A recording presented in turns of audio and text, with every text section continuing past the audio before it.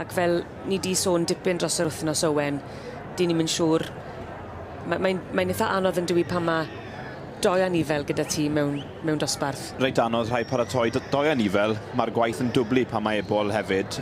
Weithiau gyda Ebol, mae'r Ebol yn fwy o waith. Mae rhaid dysgu'r Ebol i arwen yn deudi.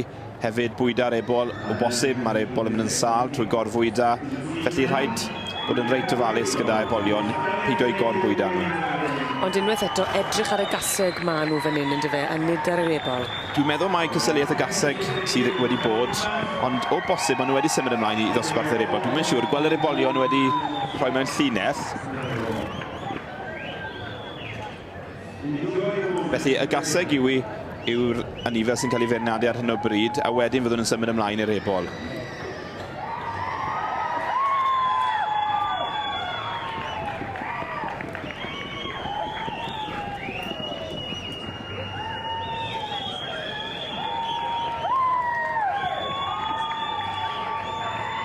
Mae'r heban goch a'r garden goch wedi rhoi i'r un sy'n dod yn fuddigol yn y gystadleuaeth yma i'r gaseg fagu dros 4 blwydd oed gyda'i hebol.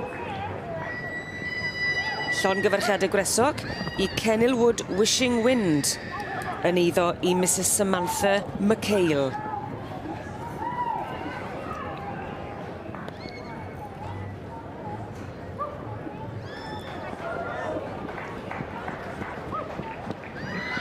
Dwi'n meddwl o bosib mae dosbarth yr Ebolion ydy hwn. Dwi'n meddwl bosib bod ni wedi colli cysyliaeth y gaseg oherwydd mae'r rhibannau'n cael ei rhoi i'r dangoswyr yr Ebolion. Felly, yn gyntaf dwi'n meddwl 161 Mrs Samantha McHale, Chichi Wishing Star.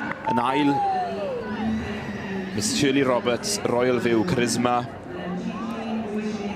Cyndrydydd, 164. Mrs Gail Rawlings, Ombre, Dula Loon. Mae'n gymleth yn dwi mewn categori fel hon, achos bod rhai yn rhoi'r cysig a wedyn i'r Ebolion, newn ni gadarnhau.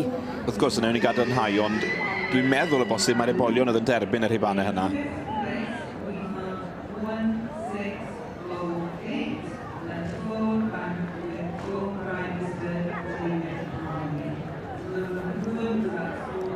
Oherwydd pan edrychwn ni ar y gaseg, mae'r ferch sy'n dal y gaseg yn cario'r rhiban yn barod. Felly mae'n rhaid mae'r Ebol oedd yr rhiban coch yna.